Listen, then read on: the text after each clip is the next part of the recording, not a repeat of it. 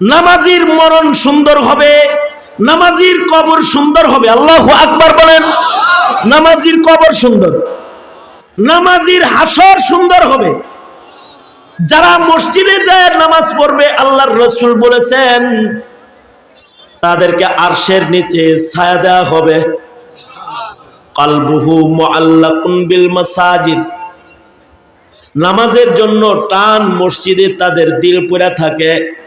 তো মসজিদে যায় যায় জামাতের সাথে যারা নামাজ পড়ে তাদেরকে আল্লাহ তাআলা আরশে আজিমের নিচে জায়গা দান করবে, আরশের ছায়া তারা পাবে।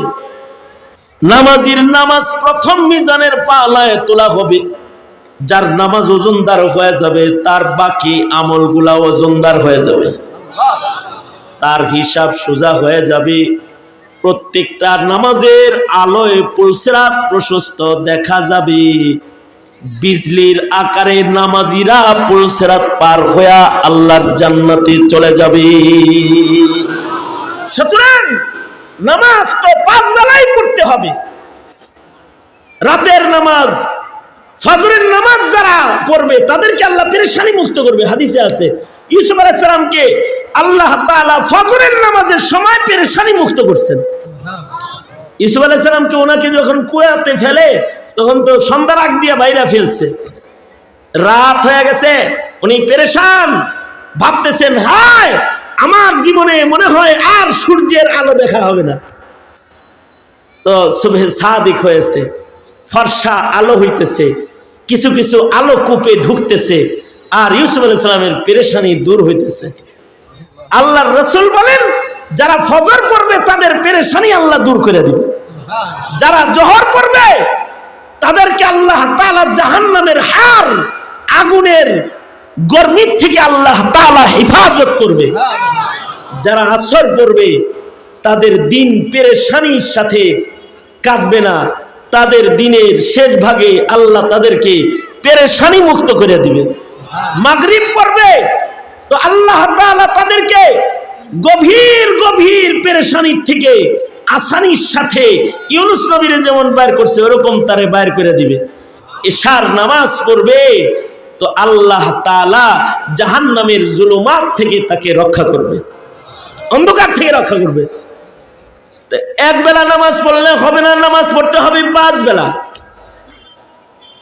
আমরা তো এত গাফেল যে আমাদের 40 বছর কারণ নামাজ নাই, কোনো পেরেশানি নাই। আর সাহাবীর এক বেলার নামাজ ছুটে গেছে, পেরেশানিতে পড়ছে। হাদিসে আছে আল্লাহর রাসূল সাল্লাল্লাহু আলাইহি ওয়াসাল্লাম সাহাবায়ে কেরামদেরকে নিয়ে যুদ্ধের ময়দান থেকে ফেরত আসতেছেন। আল্লাহর নবী সাহাবীদের নিয়ে যুদ্ধের ময়দান থেকে মদিনায় আসতেছেন। সাহাবীদের নামাজের পেরেশানি, কত পেরেশান সাহাবীরা।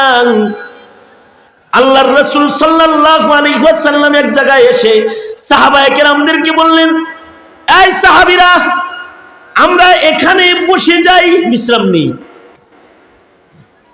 ফজরের কিছু সময় পূর্বে আমরা উঠা যাব, ওইটা আমরা অমুক জায়গায় গেলে পানি পাবো, পানি ওখানে যায় পানি দিয়া আমরা ওযু করে ফজরের নামাজ পড়ব।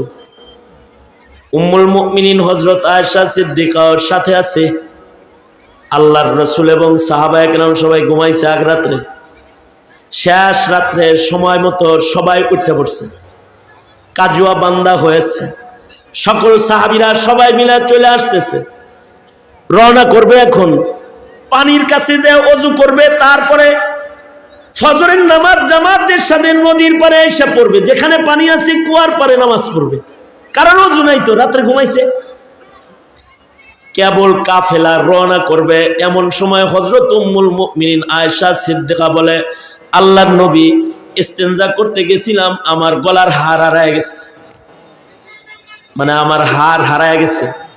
মহিলাদের কাছে কিন্তু তার গয়নার অনেক দাম। আপনি 2 লাখ টাকা দিবেন আর 30,000 টাকার একটা মনে করেন একটা আংটি আছে এর কাছে, আপনার 2 লাখ টাকা যত্ন যা করব তার চেয়ে নিজের আংটির যত্ন বেশি। হ্যার কাছে হেডার অনেক দাম।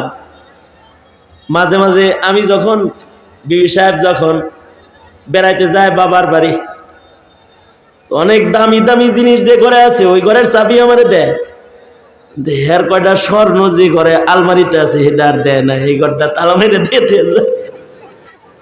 তার মানে এর কাছে তার স্বর্ণের অনেক দাম।